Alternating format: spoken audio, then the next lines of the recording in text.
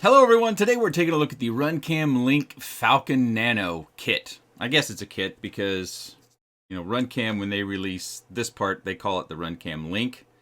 For those that might not be fully immersed in this, we oftentimes more generically refer to as this system as DJI. You might also hear it called Vista, Vista Lite, Air Unit Lite, and now we have Runcam Link as well. But what I'm most interested in is this little guy right here, and this is the camera. I'm micro specialist. I tend to just fly everything under 3-inch props, dabble in 3.5 and 4, but not much. So I wanted to take a special look at this particular camera. Of course, at this point in time in recording this, it looks like you can only get this camera if you buy the kit with the video transmitter as well. So in that case, you do get an antenna, some mounting screws, and a wiring harness, as well as a little wiring or how to connect guide. The Runcam Falcon Nano weighs just under 4 grams. And for reference, the Caddx Nebula Pro Nano weighs just a touch over 3.5 grams. As expected, it is a 14mm wide mounting pattern, and it's 16mm tall. From the back casing to the lens, it looks to be 17.75mm. And for reference, the Nebula Pro Nano is also 14mm wide, 16mm tall, and from the case to the lens, 17mm long. So we're gonna go full screen with this first segment. This is pretty much a full bright day. You can see I've got some clouds in the sky, but I like that shot sitting there on the ground because you get some close-up detail as well as far away, so you can judge the image quality as we slowly cruise around my flying space, which is typically just my house. I'm not going to play a lot of this, so if you want to spend some time really diagnosing it, you might want to use the YouTube Gear icon to slow down the playback speed, or you might just want to hit the pause button in order to take a finer grained look at the image quality. I will also be doing a comparison with the Caddx Nebula Pro Nano coming up in a side-by-side view, but I wanted to give you at least a minute and a half of viewing this in a full screen format to be able to look at the image quality, see what you think.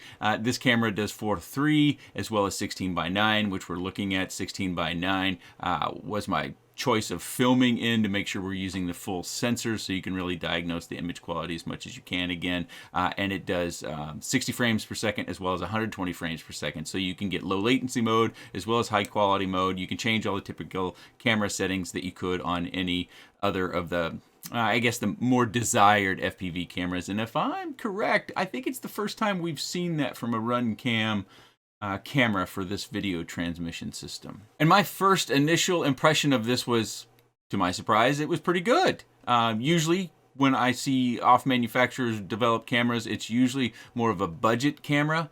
But in this case, I think specifically, if we can get the camera all by itself, and hopefully that does come to market, not just with the Vista, because oftentimes you need a camera, you don't need the Vista. The Vista seems to be, I should say Link in this case, the Link or video transmitter. They're pretty robust. I'm not too familiar with people actually breaking them. So something that I hope Runcam does is bring this camera to market just on its own, and that it comes in a nice price to where we can choose whatever meets our budget and our image quality desires. But we've seen a fairly good amount of that footage. I do want to move forward right away into the comparison. So if you're watching on a smaller device, you may find that you want to make sure you're going full screen and maybe get the screen a little closer to your eyes so that you can see this side by side better. But I'm going to start with this still image. Now these aren't exact as much as I have a little spot on the cement that I thought I had put them both in the same place. And I wanted to do this as quickly as possible because, clouds move around and whatnot. So this is the same day. The cloud did move on me just a moment here, but this is a screenshot. And my first impression of the Falcon was that it had a wider FOV, but I am not certain of that. Of course, we can always check the specs on the Runcam website or the Nebula Nano Pro Caddx website in order to, if we wanted to take a look at the manufacturer stated specs, which should be accurate, but we don't always find that to be the case. But I wanted to give you a nice long look at this still image as well, because that's another point of interest when it comes to comparing the cameras and anything you see. And those of you that have a finer grained eye, I'm certainly interested. If you follow the channel, you know that I don't think I'm fairly adept at noticing those fine image details that many of you can see. Okay, here is our side-by-side comparison. Obviously, I've labeled them to make it easy to know what we're looking at.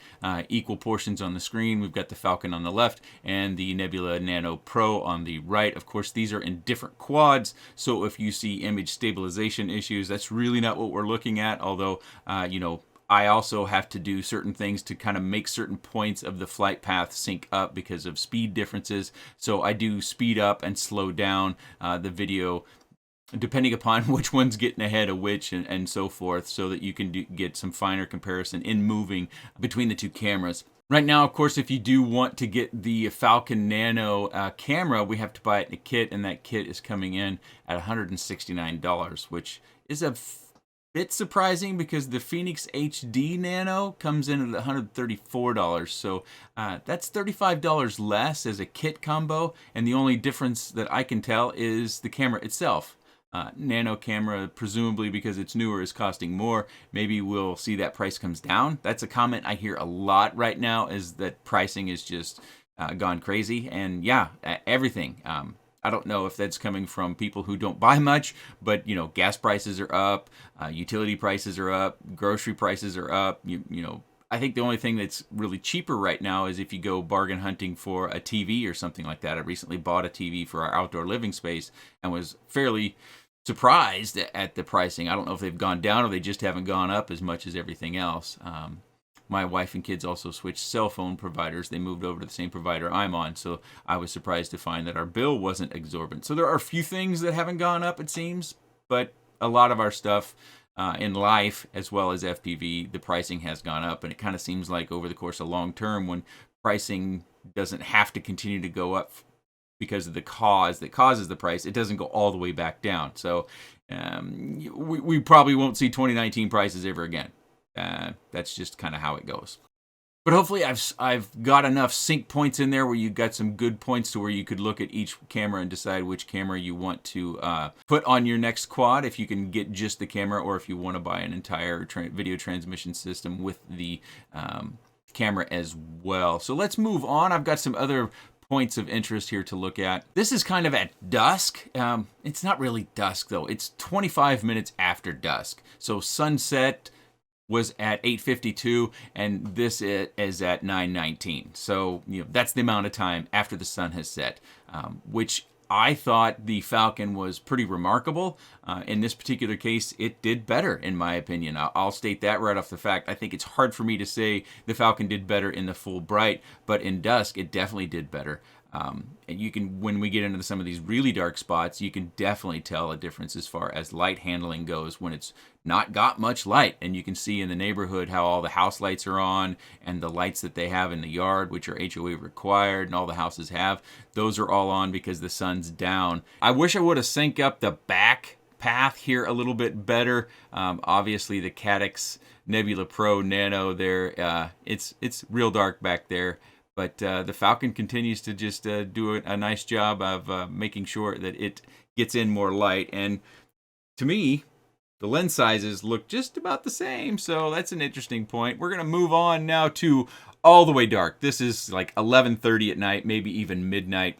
And there's really not a whole lot to see here. There's no flying possibilities. You can see my little feet moving around, and I'm waving my little card that has the name of the camera in front. You can't even see it in the Nebula Nano Pro, but I was using the LED light from the quad the Falcon's in order to be able to illuminate that card a little bit. But yeah, nighttime flying, full dark, not going to happen. And I think I did not measure the lens as far as the outer diameter goes, so let's do that. The outer diameter of the Falcon camera looks to be about 9 millimeters, and the Nebula Nano Pro, it's also 9 millimeters, so no advantage there. I guess the next thing, depending upon what you guys all think, is do I need to compare this camera to, say, a micro format, the next size up in camera?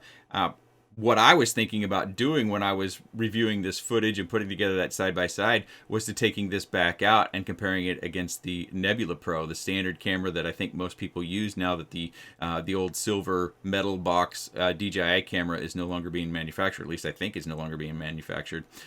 So I'm curious that if you guys want to see the Falcon compared to that, or did you see enough already with the Nebula Pro?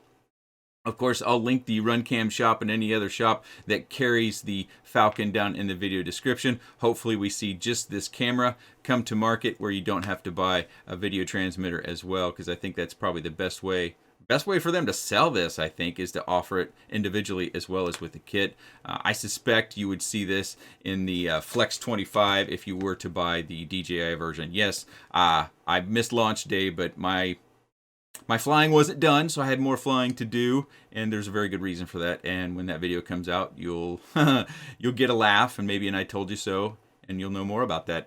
But again, links down in the video description. If you have any comments, questions, suggestions, or otherwise, please let me know in the comment section below. I appreciate your time. And thanks for watching.